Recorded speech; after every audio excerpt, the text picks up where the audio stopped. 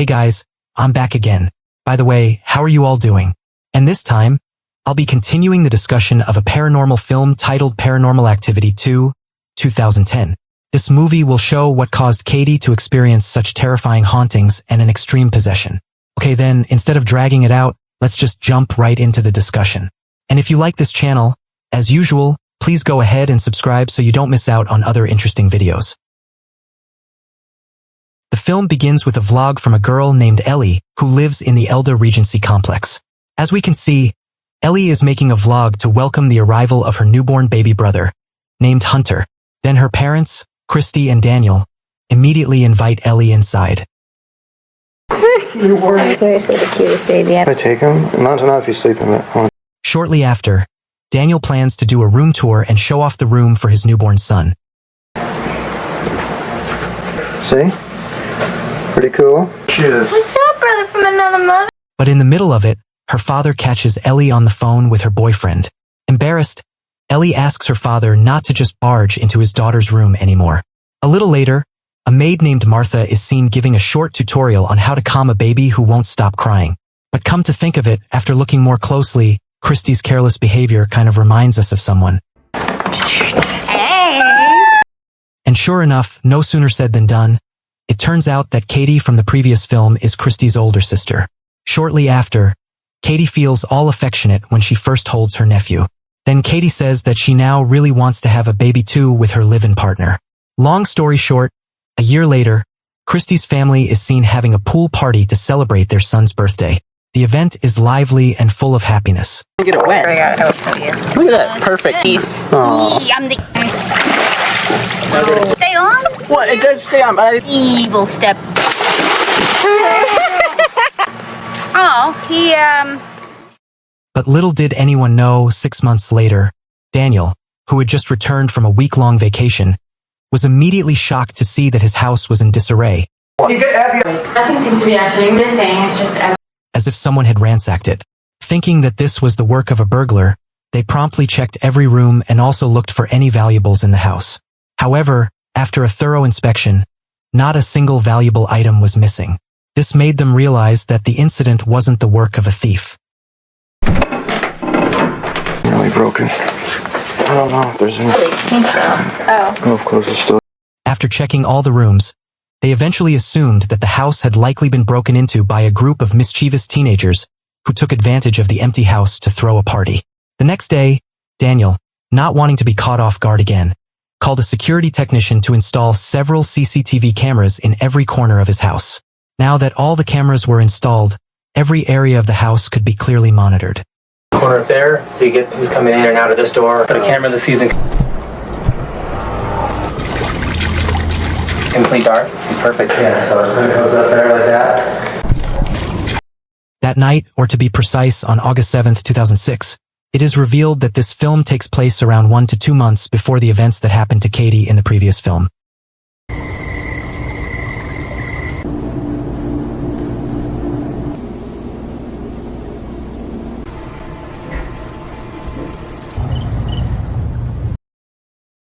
The next day, after feeding her son, Christy intends to take Hunter to his room for a nap.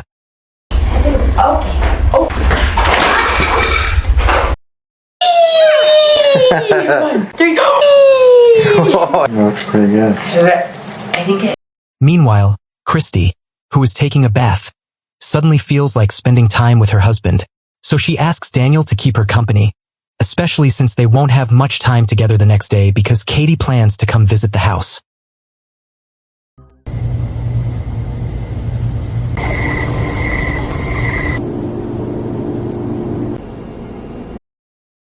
The next day, after not seeing each other for quite a while, Christy seems to really miss her older sister. And as we can see, Katie still appears with her signature style, characterized by her white tank top. Shortly after, Katie invites Micah, her partner, to visit Daniel's house. And as previously discussed, this film indeed takes place about 1 to 2 months before the terrifying events that would later befall Katie.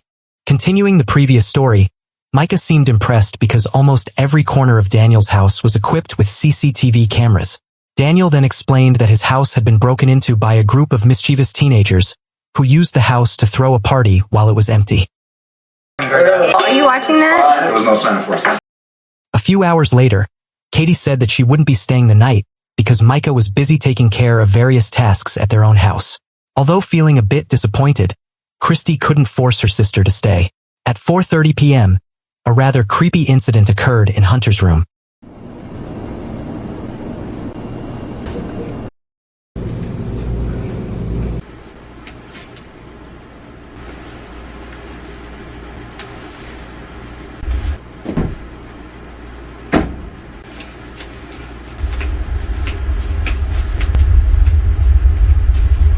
Suddenly, one of his toys moved and spun around on its own.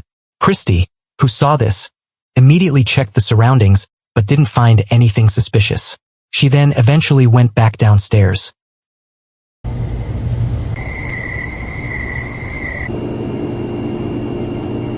When night fell, the strangeness began to be captured by the CCTV cameras. Hunter, who was supposed to be asleep, woke up around 3 a.m. and appeared to be playing with someone near the window of his room. The next day, Christy was looking through a family photo album and showing some pictures of her childhood with her sister to Ollie. And as we already know, one of those photos was the same one that Katie had previously found in her attic, nearly burned. This of course raises the question, what exactly happened to this family? But for now, let's pretend we don't know the answer yet.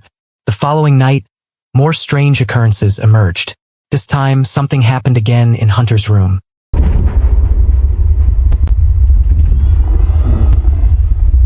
Whether due to supernatural influence or other reasons, the glass cabinet door in that room appeared to move and vibrate on its own.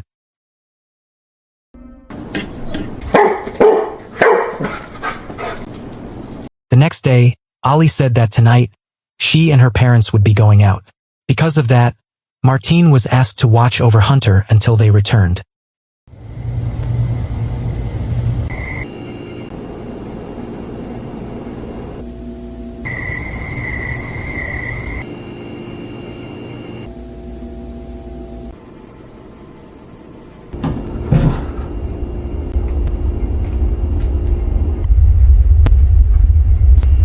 Entering the fifth night, Martine, who was on watch, was suddenly surprised when she heard a strange noise coming from the TV room.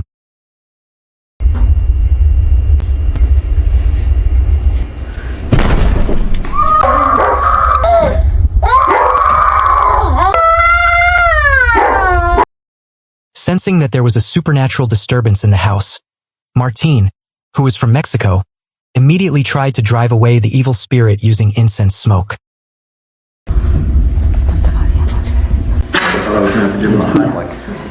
However, while this process was taking place, Daniel and Christy arrived home. They were shocked to see Hunter in the middle of the clouds of incense smoke. Although Martine tried to explain what was really happening, Daniel, who didn't believe in such things, immediately became furious. He felt that such an action could actually endanger his son's health. Just stop doing it, please.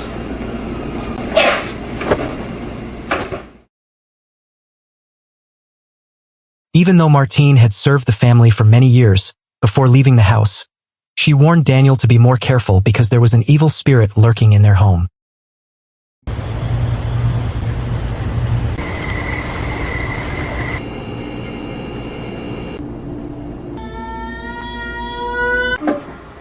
Entering the eighth night, Hunter cried non-stop until late at night. Meanwhile, Christy was completely unaware of the strangeness happening around her. Still trying to find a logical explanation, she once again tried to calm her son. But at 3:30 a.m., Christy suddenly became puzzled when she heard the sound of a frying pan falling in the kitchen.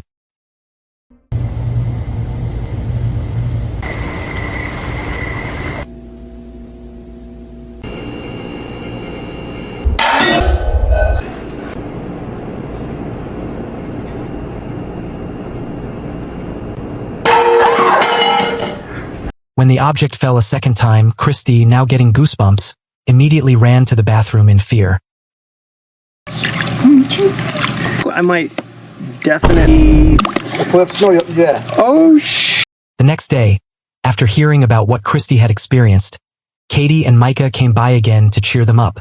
At the same time, Micah, who was interested in Daniel's camera, intended to buy it. The reason was that he and Katie were currently planning to make daily documentation in their new house. And apparently, the camera that Micah used in the previous film did indeed come from Daniel.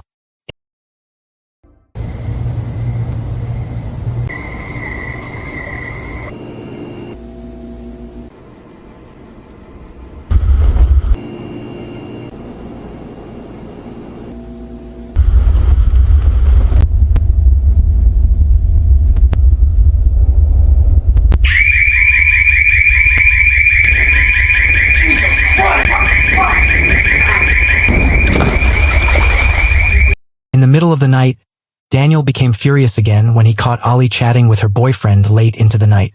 In fact, because they were so engrossed, they didn't even notice that the stove was still on in the kitchen.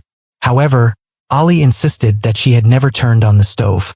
Unfortunately, Daniel, who was already annoyed, refused to listen to any explanation and immediately chased Ollie's boyfriend away before the situation escalated further. The next day, Daniel asked Christy to pay more attention to Ollie. The reason was that last night, he had caught his daughter spending time with a man until late. Moreover, Daniel didn't want Ollie to follow in Katie's footsteps, choosing to live with her partner without getting married first. Meanwhile, that afternoon, Daniel and Christy planned to go out for a dinner date, just the two of them. Because of that, they once again left Hunter with the nanny who had previously been kicked out.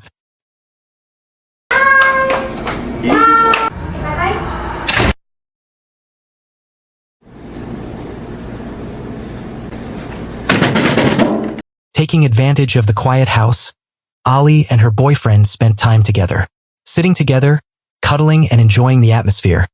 Neither of them realized that something terrifying was lurking nearby. Shortly afterward, the clock showed 11 p.m. After a long day of activities, the nanny was seen falling asleep weakly on the sofa. The house seemed calm as usual, but suddenly, something strange began to happen. The landline phone rang abruptly, startling her. Not long after, she felt as if someone was touching her body.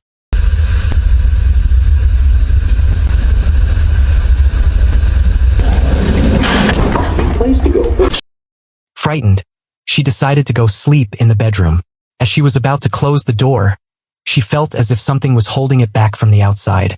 She struggled to close the door until she finally succeeded. Strangely, moments later, the disturbance returned.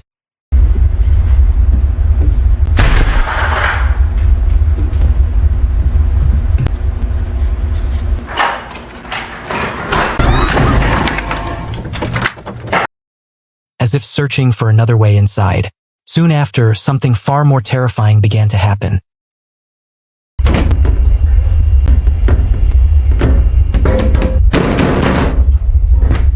After taking Hunter out of his crib, the invisible entity seemed to be inviting the baby to play.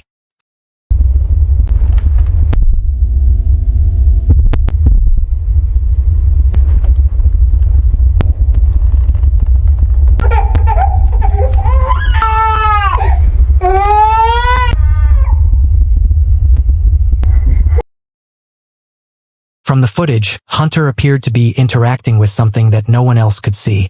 So the question is, will Hunter be alright?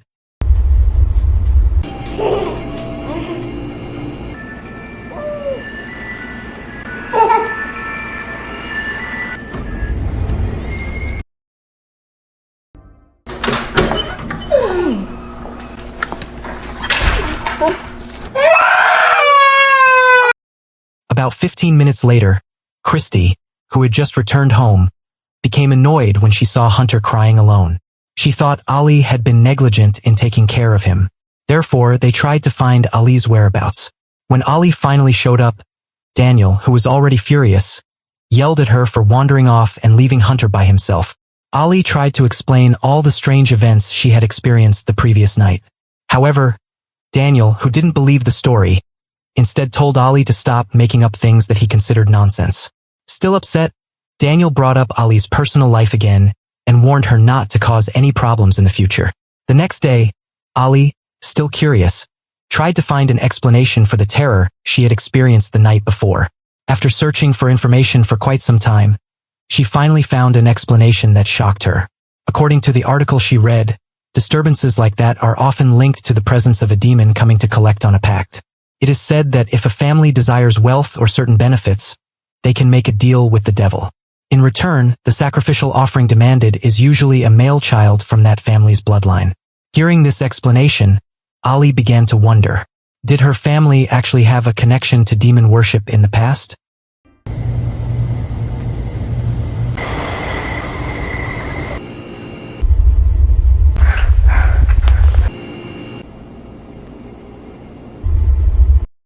At 3 in the morning, Ali said that she had just heard a loud noise coming from downstairs.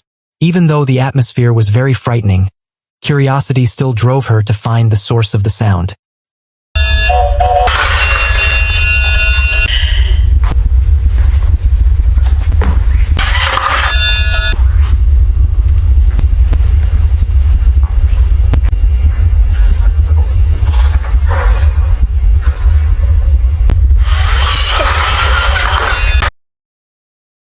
The next day, Ali told her mother all her suspicions, including the article she had read. Ali became more convinced that all these events were connected to a demon-worshipping cult. Because of that, she started asking whether her family had ever had any history related to such things. Although she only vaguely remembered, Christy said that when she and Katie were little, they once saw their grandmother performing a rather strange ritual.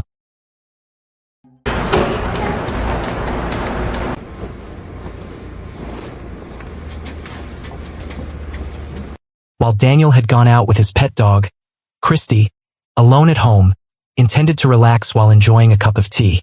Christy suddenly panicked as the supernatural disturbance in her house grew increasingly intense.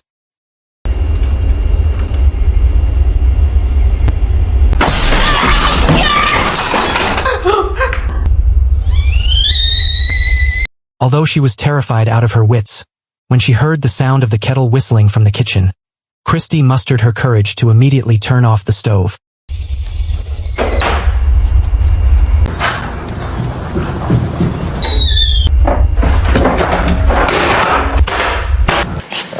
Yo, Chris. A few moments later, Ali immediately asked what was really happening. Although initially reluctant to talk about it, Christy, now overcome with fear, finally admitted that it seemed the entity did not like anyone discussing its origins.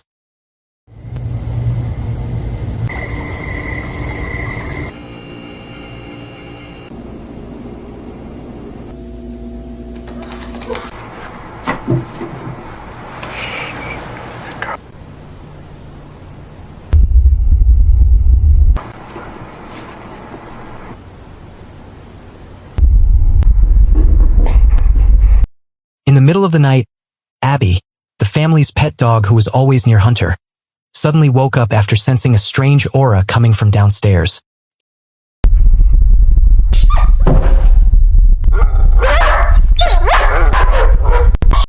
Hearing the commotion, a curious Ali decided to check it out. She was shocked to find Abby lying helpless on the floor. Panicking, Ali immediately called for help and asked Daniel to take Abby to the vet as quickly as possible. Meanwhile, Christy was asked to stay and watch over Hunter at home. However, about an hour and a half later, Christy was shocked when she received a call from Daniel informing her that Abby could not be saved. In the midst of this grief, Christy immediately rushed to check on her son.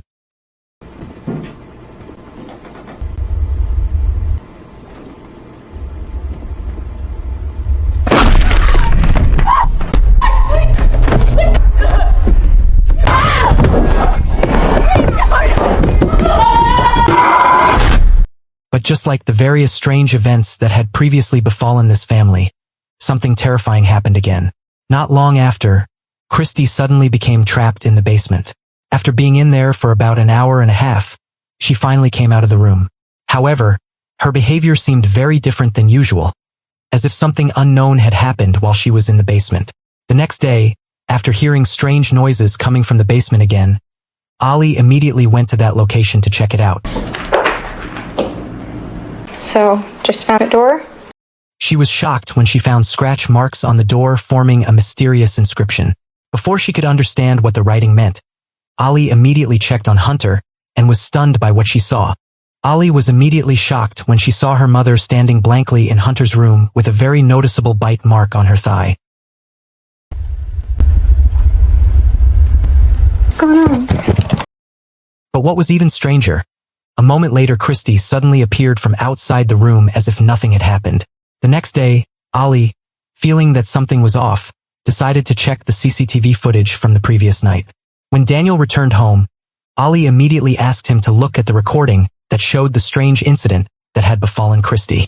A few moments later, Daniel panicked after witnessing for himself what had actually happened to his wife. Not knowing what else to do, he finally called Martine to come and assess Christy's condition. Martine was also shocked when she saw the very clear wound on Christy's thigh. After observing it, Martine said that Christy was currently possessed by a very powerful demon. According to her, there was only one way to save Christy. Martine explained that Daniel had to perform a transfer ritual by moving the disturbance to someone who still shared a bloodline with Christy. Initially, Daniel seemed hesitant, but Martine insisted that this was the only way to save Christy while also protecting Hunter. After hearing this explanation, Daniel finally considered the option. Before leaving, Martine also warned him to keep all of this a secret from anyone. A few moments later, Daniel, still filled with curiosity, tried to speak with Christy. But the atmosphere suddenly became tense when Ollie informed him that Christy had suddenly disappeared from the house. Anything? Dad! Ellie, where are you? Here, take it! Where's the baby? No, no, Hey, just stay right there. Oh my God! Hearing this, a worried Daniel immediately rushed to find Hunter. Hunter! Jesus! Ah!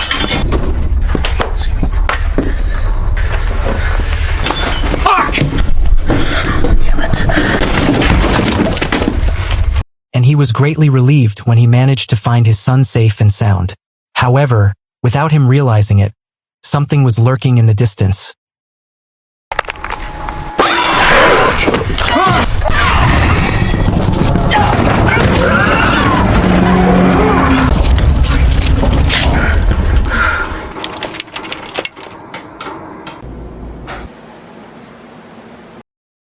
Watching them. After successfully calming Christy, Daniel, not wanting this terror to happen again, ultimately took the desperate step of transferring the curse to Katie in order to save his wife. A moment later, Daniel used their childhood photo as a medium to perform the ritual, and as we already know, this is the very photo that Katie eventually found in her attic in the first film. Long story short, 3 weeks later, Katie said that she would soon be moving to a new house with Micah. Hearing this, Daniel suggested that they should get married soon. However, Katie just took it casually and chose to continue her relationship as usual. Bye, Auntie. Hello, baby. What happened to like the little handheld? Big. I'll kiss you the money this camera. Then, as we witnessed on October 8, 2006, Micah was killed by a possessed Katie. Once again, for those of you who haven't watched the first film, you can check out its discussion via the link provided in the comments section.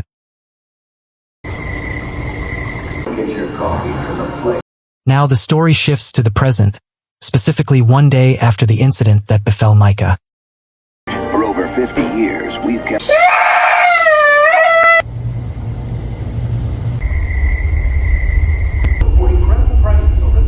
place to go for incredible... Meanwhile, Daniel and Christy, who were watching television, had no idea that they had once again become targets of the demon's terror. Stay close, find out the deal, right? 6mm. Daniel? According to police records, 3 days later, the bodies of Daniel and Christy were found by Ollie, who had just returned home. Both were found dead, and their bodies had already begun to decompose. Meanwhile, Hunter and Katie's whereabouts remained unknown after the incident. And with that, the film ends. What do you think? This film really delivers some pretty intense tension, doesn't it? But the biggest question is, what kind of ritual did Christy and Katie's grandmother actually perform that caused her descendants to suffer such terrifying terror from the demon? To find out the answer, we'll have to wait for the next film, or more precisely, its prequel, which will reveal more of the mysteries behind their family curse. Don't forget to hit like and subscribe so you don't miss out on discussions of other interesting films.